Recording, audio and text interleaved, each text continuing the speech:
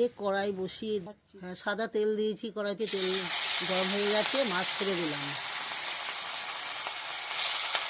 আমার দিদি রান্না এই মাছগুলো ভাজা হয়ে এসছে, আবার মাছ তুলে আবার মাছ সব মাছ ভাজা হয়ে গেছে। এবার সব মাছগুলো তুলে নিচ্ছি।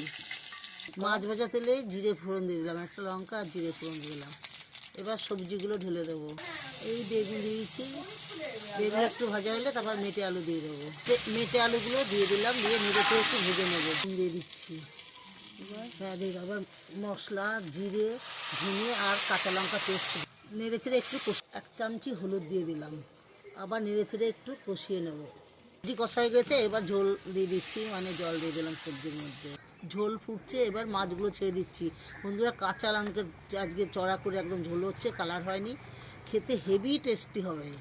বন্ধুরা, মেটে আলু, বেগুন আর সিলভার কাপ মাছ দিয়ে আমার রান্না হয়ে গেছে। এবার আমি নামিয়ে নেব।